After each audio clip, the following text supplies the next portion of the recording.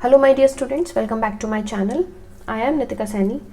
और जो आज की जो वीडियो है इसमें एनसीईआरटी क्वेश्चंस जो बच गए थे 6, 7, 8, 9, 10, इस वाले क्वेश्चंस को हम आज करेंगे चैप्टर नंबर 8 मोशन के।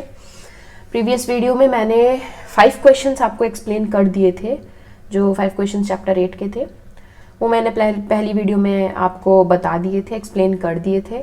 जिन्होंने नहीं देखी हैं, जिन्होंने चैप्टर भी नहीं पढ़ा है, वो लिंक डिस्क्रिप्शन बॉक्स में है, वहाँ से जाकर आप चेक कर लीजिएगा। और आई बटन पे भी लिंक है, वहाँ से भी जाकर आप चेक कर लीजिएगा।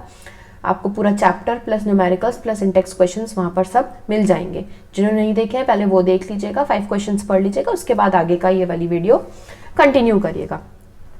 वीडियो अच्छी लगे तो लाइक करिएगा, प्लीज़ शेयर करिएगा और ज़्यादा से ज़्यादा सब्सक्राइब करिएगा मेरे चैनल को। ज़्यादा से ज़्यादा लोग जिन्होंने अभी तक सब्सक्राइब नहीं किया है वो प्लीज़ सब्सक्राइब कर दीजिएगा और मेरे जो बेल आइकन है उसको भी प्रेस करिएगा, ठीक, ताकि जो और भी आने वाले चैप्टर्स की वीडियोज़ हैं उसका नोटिफिकेशन आपको जल्दी से जल्दी मिल सके। आने वाले वीडियोज़ में मैं केमिस्ट्री का चैप्टर एक्सप्लेन करूँगी। फिलहाल इसमें बस जो है 10 क्वेश्चंस हैं, तो इसमें आपको 6, 7, 8, 9, 10 एक्सप्लेन करूँगी, तो फिर ये चैप्टर फिनिश हो जाएगा। तो चलिए वीडियो को और देर नहीं करते हैं, वीडियो में अपनी वीडियो शुरू करते हैं क्वेश्चंस। तो ये है rest exercise of question chapter number 8। Question number 6 था, फिगर दे रखी है, ये shows the distance time graph of 3 object A, B, C, D। A, B, C, D का distance time graph बनाया है। अब इस ग्राफ को स्टडी कीजिए और नीचे कुछ क्वेश्चंस है उसको सॉल्व करिए। सबसे पहले तो देख लीजिए कि ये तो B है, ये A है, ये C है, ठीक है। ऐसे करके ये डिस्टेंस टाइम ग्राफ बनाया गया है। पहला पार्ट है which of the 3 is travelling the fastest. इन तीनों में से कौन सा फास्टेस्ट ट्रेवल कर रहा है। Since the slope of, answer है पहले वाले पार्ट का, since the slope of line B is the greatest, B is travelling at the fastest speed. अब आप इन तीनों को ध्यान से देखिए, इन तीनों का ये जो स्लोप है, ये लाइन, इसमें सबसे ज्यादा जो बड़ा जो लॉन्ग स्लोप आ रहा है वो आ रहा है बी का, बिल्कुल स्ट्रेट इस तरह से आ रहा है ना। बाकी सबके तो मोस्टली ऐसे आ रहे हैं, ऐसे आ रहे हैं दोनों के, ठीक। तो इसका मतलब है कि ये पहले पहुंच जाएगा उस पोजीशन पर जाकर। ये तीनों एक ही पोजीशन पर हैं इस समय 12 वाली पे, ठीक है। तो इसका मतलब है कि बी जो है वो सबसे ज्यादा तेजी से मूव कर रहा है। Now second, all are all 3 ever at the same point on the road, ever meet, ठीक। क्या तीनों जो है कभी किसी पॉइंट पर जाकर मिलेंगे। Since 3 lines do not intersect at single point, the 3 objects never meets at the same point on the road।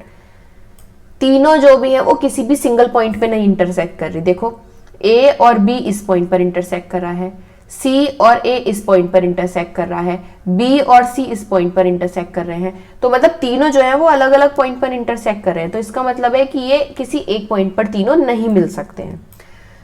C part, how far has C travelled from B passes A. मतलब कितनी दूरी पर जो है वो सी ट्रेवल कर सकता है जब वो बी और ए को पास कर देगा, ठीक। बी पासिस ए, जब बी ने ए पॉइंट को पास किया तब तक सी कितना ट्रेवल कर चुका था, ठीक है। जब तक बी ने इस वाले ए को यहां पर पास किया, ठीक है, क्रॉस किया, तब तक सी कितनी डिस्टेंस मूव कर चुका था। देखिए कितनी डिस्टेंस मूव कर चुका था। Since the initial point of object C is 4 graph unit away from the origin. देखो ग्राफ यूनिट यहां पर ये दिखाए हुए हैं, आपको दिखा देती हूं। ये जो बॉक्स, ये जो लाइनें दिख रही है ना, अगर आप इनको आगे बढ़ाएंगे ना थोड़ा थोड़ा, ठीक, ये ग्राफ पे बनाया हुआ होता है और ऐसे करके भी बॉक्सेस बने हुए होते हैं, ऐसे करके नीचे 1 2 3 करके। तो 1 2 3 4 ये ग्राफ यूनिट कहलाई जाती हैं, ठीक है। तो जो है इसकी ग्राफ यूनिट है 1 2 3 4 ग्राफ यूनिट के बाद जो है वो ए का पॉइंट यहां पर आ रहा है। देखिए यहां पर इसमें दिखा रखा है ना, सी का जो ऑब्जेक्ट का इनिशियल पॉइंट है वो 4 ग्राफ यूनिट के बाद है, ठीक है, और ओरिजिन से, ओ पॉइंट से, ठीक। It's initial distance from the origin is, अब इनिशियल डिस्टेंस क्या रहेगा, फाइनल डिस्टेंस को हम इनिशियल यानी 7 से 4/7 से जो है मल्टीप्लाई कर देंगे, ठीक है। तो आ जाएगा आपका 16 divided by 7 kilometres. When B passes A the distance between the origin and C is 8 kilometre. C और ओरिजिन के बीच का डिस्टेंस जो था वो 8 किलोमीटर था जब ए ने उसे पास किया। ये देखो, ये 8 किलोमीटर दिखा रहा है ना यहाँ से, ठीक, 8 किलोमीटर था। तो डिफरेंस पूछा है, ठीक है, तो डिफरेंस क्या निकलेगा हमारा, 8 में से जो है ये वाला डिस्टेंस हम माइनस कर देंगे, ये वाला हम माइनस कर देंगे। तो टोटल डिस्टेंस सी ने कवर किया उस टाइम में 8 - 16/7 is equals to 5.71 kilometres. Now fourth point, how far has B travelled by the time it passes C. जब वो सी से पास हो गया तो बी ने कितना ट्रेवल किया, अब देखते हैं बी ने कितना ट्रेवल किया।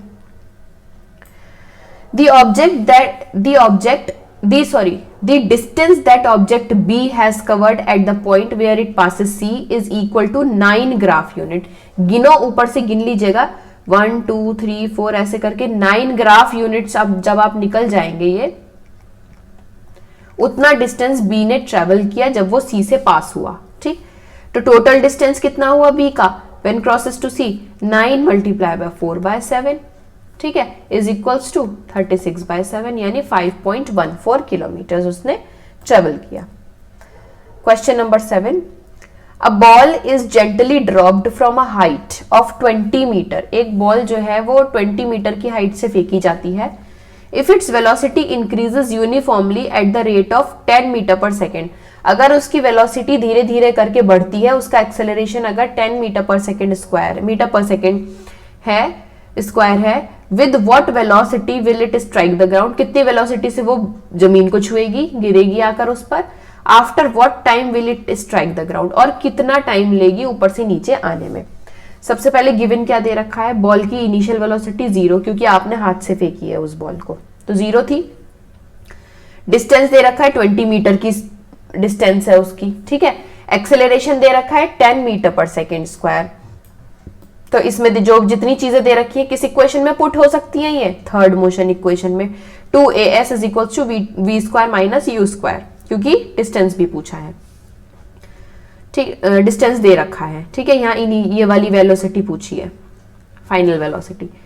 तो 2 × 10 × 2 इज इक्वल्स टू v² - 0 का स्क्वायर। तो इसको मल्टीप्लाई करेंगे तो आएगा। अब v को अगर हम अंडर रूट स्क्वायर हटाना है तो यहाँ पर अंडर रूट लगा देंगे, ठीक। तो 400 का अंडर रूट होता है 20 मीटर पर सेकेंड स्क्वायर, ठीक है। तो वेलोसिटी आई 20 metre per second. Then first law लगाएंगे, किस चीज के लिए, टाइम भी तो पूछा था उसके अंदर कि टाइम कितना लिया उसने ऊपर से आने में। जब फर्स्ट इक्वेशन ऑफ मोशन लगाएंगे तो a is equals to v - u/t, simple acceleration वाली इक्वेशन लगा देंगे। तो 10 is equals to 20 - 0/t, t को इधर ले आएंगे, 10 को नीचे ले जाएंगे, 20/10 यानी 2 सेकेंड। तो टाइम टेकन कितना लिया उसने, 2 सेकेंड्स का टाइम लिया उसने। Now come to question number 8, the speed time graph for a car is shown. एक कार का स्पीड टाइम ग्राफ है, ये टाइम है, ये स्पीड है, ये मीटर पर सेकंड में, ये सेकंड में। एक कार चलते चलते चलते चलते इतने टाइम तक यहां पर पहुंच जाती है, ठीक है। अब क्वेश्चन देखते हैं, find how far does the car travel in first 4 second. पहले 4 सेकेंड में वो कार ने कितना डिस्टेंस ट्रेवल किया। Shade the area on the graph that represent the distance travelled by car during the period. उस area को shade करो जो ये दर्शाता है कि उस कार ने कितना डिस्टेंस ट्रेवल किया उतने समय में, 4 सेकेंड में। नेक्स्ट पार्ट है इसका, which part of graph represent uniform motion of the car. कौन से ग्राफ का पार्ट जो है वो यूनिफॉर्म मोशन दर्शाता है। सबसे पहले ए पार्ट करते हैं हम, ये है देखो हमारा ग्राफ, ठीक। कार जो है वो यहां से ट्रेवल कर रही है 4 सेकेंड पर, यहां पर, ठीक, 4 सेकेंड ये रहा, ठीक है। अब 4 सेकेंड वो यहां पर पहुंच के 4 सेकेंड में कहां पहुंची वो, ठीक, यहां पहुंच गई, ठीक है। तो हमने यहां पर परपेंडिकुलर बना लिया 4 सेकेंड का। The shaded area represent the displacement of the car over a time period of 4 second. It can be calculated as 4 second के टाइम में कार जो है वो यहां तक पहुंची, मूव करते करते, ये मूव कर रही है, 4 सेकेंड आ गया, वो यहां तक रुक गई आकर, ठीक है। अब हम इसे कैसे निकालेंगे, half into base into height करके, क्योंकि ये ट्राइंगल सा बन रहा है, ठीक है। 4 क्या है यहाँ, बी ब्रेथ क्या है यहाँ पर, 4 यानी टाइम, ठीक है, और डिवाइडेड बाय हाइट, कितनी हाइट उसने अपना ली, 6, उसने ट्रैवल कर ली, ठीक है, तो आ गया 12 मीटर्स। यानी भैया बेस इंटू हाइट लगा लो या फिर ये लगा लो half into time into distance, ठीक है, टाइम इंटू डिस्टेंस लगा लो, मैं इजी करने के लिए लगा दिया ताकि समझ में आ जाए। तो 12 मीटर्स उसने अपना इतना डिस्प्लेसमेंट उसका रहा। Second part, since the speed of the car does not change from point x is equals to 6 and x is equals to 10। देखो अब आप एक चीज नोट करो, यहां पर कार जो है वो यहां से चेंज हो रही है, बस ये तो कर्व आ रहा है ना इसका, तो यानी कार जो है अपनी टाइम के साथ साथ स्पीड भी बदल रही है, 2 4 6 8 यहां तक पहुंच गई। लेकिन एक पॉइंट ऐसा आया, x एक्सिस ये रही और y एक्सिस ये रही, कि दोनों एक्सिस पर जो है कार ने ना तो कुछ चेंज करा, ना स्पीड चेंज करी, ना कुछ, वो कांस्टेंट चले चले जा रही है आगे तक, ठीक है। यहां तक हमने यहां तक ग्राफ बनाया, तो यहां तक वो क्या हुआ, कंटिन्यूअसली बस स्ट्रेट लाइन में मूव कर रही है, ना वो ऊपर गई ना वो नीचे आई, उसकी स्पीड ना तो बढ़ी ना घटी, ठीक है। तो ये क्या बताता है कि जब उसने एक्स एक्सिस पर 6 की स्पीड उसने पकड़ी, ठीक है, 6 सेकेंड तक वो चली ऐसे, फिर उसके बाद क्या हुआ, वो सॉरी 6 डिस्टेंस तक 6 मीटर तक चली वो, फिर वो कांस्टेंट चलती चली गई x 10 सेकेंड्स तक, ठीक, यानी 6 सेकेंड से लेकर 10 सेकेंड्स तक वो बिल्कुल कांस्टेंट होती चली गई। The car is set to be in uniform motion from 6 to 10 second. इसका मतलब है कि कार जो है वो 6 से लेकर 10 सेकेंड तक, वो सॉरी 4 या 6 से लेकर 10 सेकेंड तक जो है वो बिल्कुल ही कॉन्टिन्यूअसली चल रही है। Next question, state which of the following situations are possible and give an example for each of this. इन ये 3 स्टेटमेंट दे रखे हैं, इसमें बताइए तीनों में से कौन सा पॉसिबल है और कौन सा इम्पॉसिबल है, यानी ये जो स्टेटमेंट है कितने पॉसिबल है कितने इम्पॉसिबल है। पहला है an object with a constant acceleration but with zero velocity. क्या ऑब्जेक्ट कांस्टेंट एक्सेलरेशन पे हो सकता है और उसकी जीरो वेलोसिटी हो सकती है, वेलोसिटी के साथ, पॉसिबल है। An object thrown up, example है ये, पॉसिबल है because an object thrown up into the air has a constant acceleration due to gravity acting on it. जब आप नीचे से किसी भी ऑब्जेक्ट को, बॉल को, स्टोन को, बॉल को फेंक के ऊपर फेंकोगे तो एक कांस्टेंट एक्सेलरेशन से वो ऊपर जाएगी बिकॉज ऑफ ग्रेविटी एक्टिंग, क्योंकि वो ग्रेविटी से खींचने की कोशिश करेगी, ठीक है, लेकिन आप उसको एक्सेलरेशन से ऊपर फेंकेंगे, ठीक है। लेकिन एक टाइम पर आकर, however when it reaches its maximum height, जितनी तेजी से आप फेंकेंगे वो एक मैक्सिमम हाइट पर जाकर जो है रुक जाएगी। बॉल को आप जब फेंकते हैं तो फेंकते अचानक से नीचे तो नहीं आ जाती ना, पहले कुछ सेकंड वो ऊपर रुकती है फिर वो नीचे गिरना शुरू होती है। तो वो जो मैक्सिमम हाइट वो अटेन करेगा ऑब्जेक्ट, जो ऊपर की मैक्सिमम हाइट होगी, वहां पर वेलोसिटी 0 हो जाती है, ठीक है। Second, an object moving with acceleration but with uniform speed. Acceleration भी है एक ऑब्जेक्ट में, एक्सेलरेशन से मूव कर रहा है, लेकिन यूनिफॉर्म स्पीड भी है उसकी, लेकिन ये इम्पॉसिबल है। कोई भी एक्सेलरेटेड ऑब्जेक्ट की यूनिफॉर्म स्पीड नहीं हो सकती बिकॉज वो कभी डिक्रीज होती है कभी इंक्रीज होती है। तो impossible. Acceleration implies an increase और डिक्रीज इन स्पीड। स्पीड में बढ़ोतरी और जो घटती है स्पीड, ये दोनों चीजें होती हैं। And uniform speed implies that the speed does not change over time. और यूनिफॉर्म स्पीड क्या दर्शाती है कि एक समय के अनुसार, एक पर्टिकुलर समय में जो स्पीड होती है वो कांस्टेंट रहती है, वो चेंज नहीं होती है, मतलब ना घटती है ना बढ़ती है। बट एक्सेलरेशन में घटेगी बढ़ेगी, ठीक है। Third part, an object moving in a certain direction with an acceleration in a perpendicular direction. एक ऑब्जेक्ट किसी डायरेक्शन में मूव कर रहा है एक्सेलरेशन के साथ, लेकिन उसका एक्सेलरेशन जो है वो उसके परपेंडिकुलर है, उसकी डायरेक्शन के परपेंडिकुलर है, ठीक। हाँ, ये पॉसिबल है, क्योंकि जैसे ये पॉसिबल जब है जब कोई भी ऑब्जेक्ट सर्कुलर पाथ पे मूव कर रहा है। For an object accelerating in a circular path, the acceleration is perpendicular to the direction followed by the object. जैसे ये सर्किल है, ठीक, इसी के अराउंड कोई ऑब्जेक्ट मूव कर रहा है तो इसका एक्सेलरेशन होगा, जैसे इसने यहां मूव करा तो एक्सेलरेशन ऐसे हो गया, इधर आ गया तो एक्सेलरेशन ऐसे हो गया, ऐसे हो गया, ऐसे हो गया, ऐसे हो गया। तो ये सब क्या हो गया, इसकी डायरेक्शन के परपेंडिकुलर आ गया, टेंजेंट में आ जाता है, परपेंडिकुलर हो जाता है, ठीक है। तो यानी सर्कुलर पाथ में अगर कोई ऑब्जेक्ट ट्रैवल कर रहा है, एक्सेलरेट कर रहा है, तो उसका एक्सेलरेशन परपेंडिकुलर डायरेक्शन में हो सकता है। ठीक. Now the last question of this chapter, number 8, motion. Question number 10.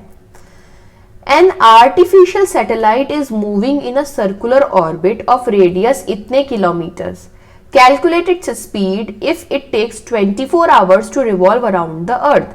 एक आर्टिफिशियल सैटेलाइट है जो सर्कुलर ऑर्बिट में मूव कर रही है, उसका रेडियस है 42250 किलोमीटर्स. रेडियस है ऑर्बिट उसका, सैटेलाइट का, ऑर्बिट का रेडियस, सॉरी सैटेलाइट का नहीं, ऑर्बिट का रेडियस है, यानी ये ऑर्बिट है अगर, तो उसका रेडियस है 42250 किलोमीटर्स. अब कैलकुलेट क्या करना है आपको, कैलकुलेट करना है its speed if it takes 24 hours to revolve around the earth. इस सैटेलाइट की स्पीड आपको फाइंड आउट करनी है कि वो 24 घंटे में कितना राउंड, मतलब कितना टाइम लेती है. ठीक है, 24 घंटे में कितनी स्पीड से वो एक राउंड कंप्लीट करती है. गिवन दे रखा है रेडियस. ठीक, सर्कमफेरेंस क्या होता है सर्किल का, 2 पाई आर. ठीक है, तो क्या होगा इसमें 2 पाई मल्टीप्लाई बाय 42250. ठीक, तो 2 इंटू पाई की वैल्यू मैंने बताया था 2 होती है, या तो 22/7 होती है या फिर 3.14 होती है. तो हमने यहाँ पर 3.14 ले ली और ये सब निकालकर ये आपने निकाल लिया सर्कमफेरेंस ऑर्बिट का. ठीक, अब टाइम टेकन क्या दे रखा है 24 आवर्स. तो स्पीड क्या निकलेगी, सर्कमफेरेंस अपॉन टाइम, यानी distance travelled upon time taken. Speed is equals to D upon T. ठीक है, यहाँ पर जो डी दे रखा है वो हमारा सर्कमफेरेंस है, यानी 2265571.42 इज डिवाइडेड बाय 24. तो आ गया आपका 11065.4 किलोमीटर पर आवर जब आप इसको डिवाइड कर सॉल्व करेंगे. तो सैटेलाइट ऑर्बिट के चारों तरफ, और the satellite orbit the earth at speed of इतने किलोमीटर, वो इतने किलोमीटर की स्पीड से अर्थ की सैटेलाइट जो है वो चारों तरफ अर्थ के मूव करती है. 24 आवर्स में वो इतने किलोमीटर मूव कर जाती है. ठीक है, तो ये वीडियो यहीं पे खत्म होती है, मतलब ये चैप्टर अब आपका फिनिश हो गया है, चैप्टर 8 मोशन. नेक्स्ट वीडियो में केमिस्ट्री का चैप्टर 2 लेकर चलूंगी मैं, is matter around us pure. ठीक है, अगर इस वीडियो में आपको कुछ एक्सप्लेन करना हो या कुछ समझ नहीं आया हो तो प्लीज कमेंट सेक्शन में जाकर आप मुझे बता दीजिएगा. ठीक है, वीडियो को प्लीज लाइक करिएगा, शेयर करिएगा ज्यादा से ज्यादा, और सब्सक्राइब करिएगा, और बेल आइकन को प्लीज प्रेस कर दीजिएगा ताकि आने वाली वीडियोस की नोटिफिकेशन जल्दी से जल्दी आप तक आ सके. तो यहाँ पर ये चैप्टर हम फिनिश करते हैं, वीडियो हम फिनिश करते हैं. मिलती हूँ मैं अपनी नेक्स्ट वीडियो में. Thank you for watching.